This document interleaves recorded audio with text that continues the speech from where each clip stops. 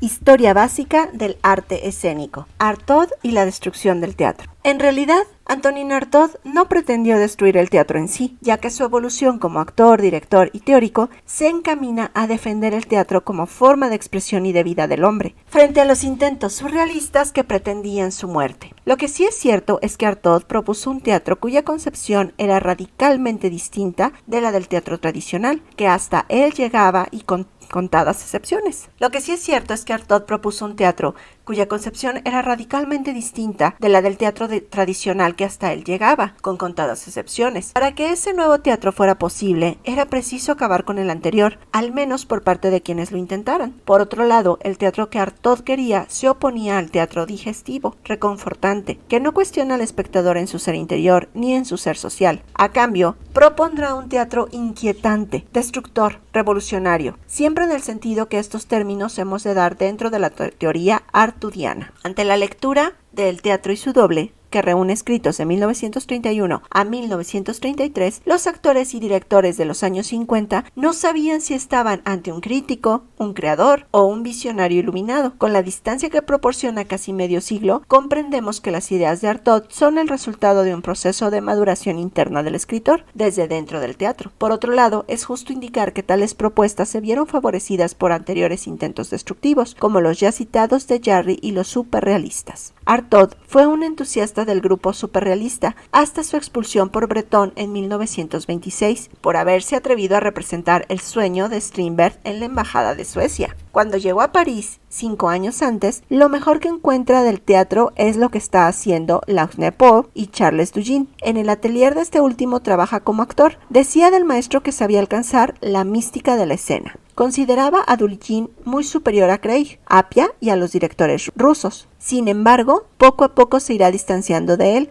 como ya lo hiciera de Lausne-Poe, para acabar criticando su mediocre verosimilitud en escena y colocarlo entre los directores y actores del llamado teatro digestivo. Con este epíteto designaba el teatro de los bulevares de París, entre los que integraba también a Pitov y Jouvet, unánimemente ensalzados por la crítica europea. Con esto, Artaud no salva prácticamente ninguna experiencia escénica ni dentro ni fuera de Francia, ni siquiera las vanguardistas, con cuyas doctrinas pareció simpatizar inicialmente. No debió convencerle el carácter lúdico de estas manifestaciones. Por ello, frente a las realizaciones plásticas asemánticas de estas corrientes, es lógico que proponga como artista modélico, cercano a su mundo, a Van Gogh, ante cuya pintura se siente. Sentir es comprender la energía y las represiones de nuestro mundo trasladadas a los seres y objetos de la vida real. Tampoco debió convencerle el simbolismo y sus prolongaciones en Francia, que plaga de auténticos símbolos que el espectador ha de descifrar culturalmente, anécdotas míticas o de ficción. Artaud propondrá un teatro concreto, del cuerpo en escena. Cuando este teatro se hace de modo consecuente con la visión artudiana, los espectadores no ven ya símbolos que nos incitan a buscar sus interpretaciones, ni apenas signos que nos remitan a referentes extraescénicos. Ven y sienten, sobre todo, el acto escénico en sí mismo, como algo que está sucediendo en ese momento, que no remite ni a un pasado y que es inimaginable repetir en un futuro, como algo irrepetible, vital, no como una representación. Precisamente se trata de acabar con la representación, de clausurar la representación, en expresión de Derrida, pues representar equivale a exhumar lo muerto, lo anterior petrificado en textos y escuelas conservatorios. La crueldad de esta concepción reside en la consideración del acto teatral, del acto vital, como vida que se transmuta en muerte, solo concebible como subsumida en la muerte, eros y thanatos a un tiempo. En 1926 funda, con Robert Aron y Roger Vitrac, el teatro Alfred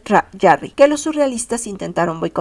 La experiencia solo duró 2 años. A partir de ahí, Artaud trabajó como actor en teatro y cine. Gracias precisamente al cine, podemos hoy acercarnos al mito Artaud, a su peculiar rostro, en películas como La Pasión de Juana de Arco y Napoleón. Durante esos años, hasta 1935, medita y redacta sus grandes ensayos. En 1931 asiste, en París, a unas representaciones del teatro balinés. Fue tal su entusiasmo que a partir de entonces volvió a creer en lo maravilloso del arte en la escena y en sus poderes mágicos. Dicho teatro le mostraba su juego perpetuo de espejos que van desde un color hasta un gesto y desde un grito a un movimiento, en donde todo responde como por medio de canales honrados al mismo espíritu, exorcismo para que afluyan nuestros demonios. Ensayo ensayos célebres fueron La puesta en escena y la metafísica, Primer manifiesto sobre el teatro de la crueldad y El teatro y la peste. La lectura que Todorov hace de estos escritos puede ser, entre otras, una buena guía para los mismos, siempre que estemos de acuerdo en que Artaud rebasa todos los comentarios que sobre él se han hecho hasta la fecha. Exponemos a continuación una serie de puntos que marcan su progresión. Para Artaud, el teatro es un lenguaje, pero este lenguaje teatral tiene sus diferencias con el lenguaje articulado o convencional. La comparación entre ellos puede aclararnos lo peculiar del lenguaje teatral. Empecemos por decir que el lenguaje convencional es solo una parte o elemento posible del lenguaje teatral. Su abuso ha provocado la muerte del teatro occidental. En el lenguaje convencional usamos un sistema ya hecho. En teatro, sin embargo, el actor debe hacer su lenguaje, algo así como si el lenguaje no existiera y el actor, al sentir la necesidad de expresarse, debiera crear su propio lenguaje. El lenguaje teatral se encuentra exactamente en un punto preciso en el que el espíritu tiene necesidad de un lenguaje para producir sus manifestaciones. En consecuencia con lo dicho, el lenguaje en teatro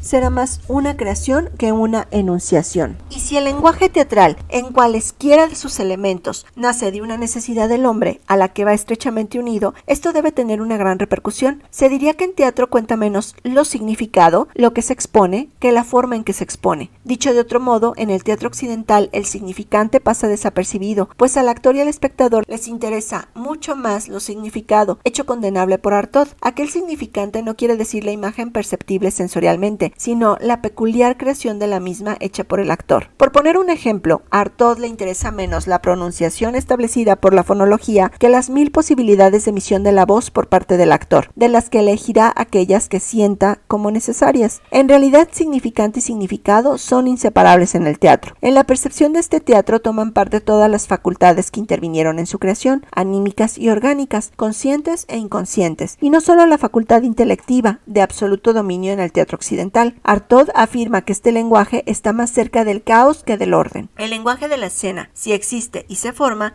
será por naturaleza destructor, amenazante, anárquico, evocará al caos. Tras las premisas precedentes, el teatro se ha de entender como un acto en el que el hombre se compromete con su integridad, de ahí que, contrariamente al uso, un hecho teatral sea irrepetible. Cada noche el actor ha de volver a crearse. La idea de la repetición está prohibida, como lo está la improvisación a partir de un texto dado, es decir, de un pretexto, aunque sí deba existir un posttexto o texto de la creación. Esas imágenes, esos movimientos, esas danzas, esos ritos, esas músicas, esas melodías truncadas serán cuidadosamente anotadas y descritas hasta donde sea posible, con palabras y sobre todo en las partes no dialogadas del espectáculo, como si se tratase de una partitura musical. Este posttexto será el verdadero texto, más que la obra del dramaturgo o su adaptación. Hay que acabar con la tiranía del escritor. El teatro es más, muchísimo más que la obra de un dramaturgo, en su origen, en su proceso y en su mostración al público. Hasta aquí hemos dejado entender que el lenguaje específicamente teatral artudiano admite entre sus signos todas las formas expresivas humanas, del cuerpo y del espíritu, capaces de ser percibidas por vía sensorial, orgánica, mental o inconsciente, con una condición, que no sean entendidas como manifestaciones autóctonas, sino como conformantes del todo teatral. En el fondo, Artaud está actualizando y completando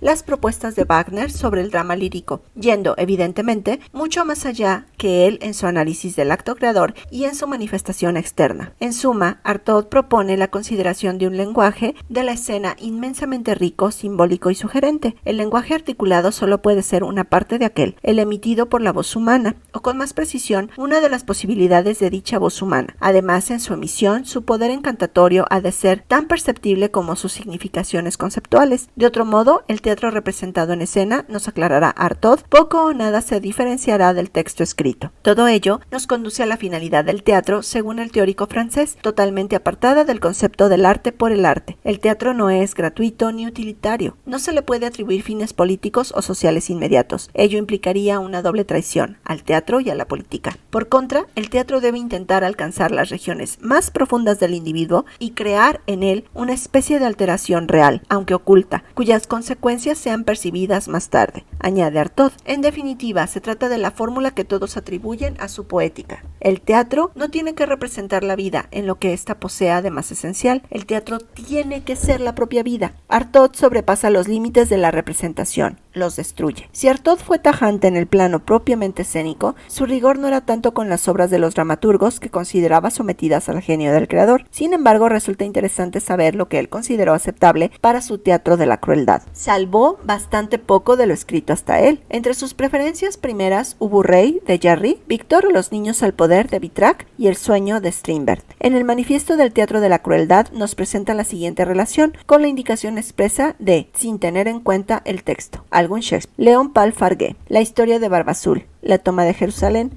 un cuento de Sade, El castillo de Balmor, adaptado por Klosowski, algún melodrama romántico, Wojciech de Wagner, algún isabelino. Artaud le atrae en particular Séneca, en el que ve los mejores ejemplos del teatro de la crueldad y de la peste. Él mismo hizo una adaptación de Atreo y Tiestes, del dramaturgo latino. Adoptó también dos relatos que le llamaban poderosamente la atención: El monje, novela gótica de Lewis, y Los Cenci, según Shelley y Stendhal. Esta última la quiso llevar a escena. Todos esperaban que Artaud mostrase en la práctica sus teorías sobre el arte teatral, pero el estreno de Los Cenci en mayo de 1935 no fue precisamente un éxito. Artaud dijo que se vio traicionado por la realización. No llegó a expresar lo que tenía en la mente por falta de medios, de tiempo y de materiales, pero sobre todo porque tuvo que plegarse a las exigencias de la primera actriz, que era quien pagaba los gastos del montaje. Artaud pasará a la historia del teatro como el máximo representante del simbolismo surrealismo y como profeta de las modernas vanguardias, pese a que su influencia inmediata fue muy cercana. Un joven actor francés que había colaborado en Los Cenci hizo algunos intentos por llevar a la práctica sus teorías. Jean-Louis Barrault, que tal era su nombre, escogió para ello una obra que permitía los despliegues poéticos, los coros, las alegorías que desbordaran la noción psicológica de los personajes, los actos violentos, el desgarro y el alarido, los enfrentamientos colectivos. Este texto fue La Numancia, de Cervantes. Barrault recuerda el estreno en 1937. En el plano de la sociedad, yo aportaba mi contribución a los republicanos españoles, respetaba al individuo, glorificaba la libertad. En el plano de la metafísica del teatro, penetraba en lo fantástico, danza, realidad, superrealidad, el río y el fuego, la magia, mi teatro total. 20 años más tarde, Artaud será desenterrado por los grupos americanos y europeos más concienciados con la necesidad de un teatro entendido como compromiso con uno mismo,